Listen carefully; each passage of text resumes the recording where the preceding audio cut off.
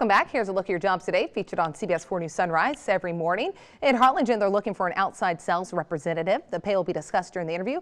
High school diploma or GED is required. In La Feria, a driver is needed. The pay starts at $7.25 an hour. A high school diploma or GED is necessary. And for more job opportunities in the Valley, it's Alex Huerta with Workforce Solutions in Cameron County. Welcome. Thank you for having me. Always great to have you. You always have great tips because we all know interviews can be tough, and there are questions that across the board employers will ask you, and you got to know how to answer them right. Yes, well, job interviews, I mean, nobody likes them, but whether you like it or not, they stand between you and your dream job, right? And so some of these hiring managers are now asking interview questions, and they have techniques that are designed to like intimidate you or test your problem solving skills, test your ability to handle criticism, and etc. So today we'll be going over some of these curveball questions and how to ace each one. Because that's what we want to do. We want to make sure we ace it. Yes.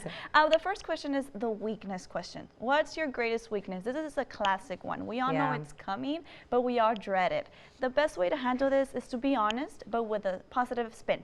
So give an example of a weakness, but also explain how you've managed it and what you've done to improve it. Okay, This will show your problem-solving skills.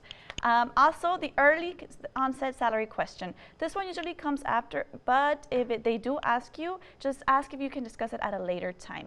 Explain that you're very interested in the position, but that you'd rather wait to discuss compensation once it's determined that you are the ideal candidate for the position. Imagine you. This was another hiring manager favorite. The imagine you question. This one is when they give you a scenario and they want you to explain how you would handle the situation. And the key here is to know what you're applying for and know the skills that are required or desired. This way you can think of a time when you went through a similar situation and you exhibited the skills. Then you walk your interviewer through the process of what you faced and how you handled it. So you'll most likely probably hear this if you're trying to get into customer service. Yes, this will show your problem skills and it'll also show your past experience. So those are two things that you will be able to show with this answer. All right. And the next one is, do you have any questions for me? Always a tough one. Always. This one's always the last question as well. Always have questions for your interviewer. So before your interview, do your research on the company and be present and engaged during the interview so that your questions will be relevant.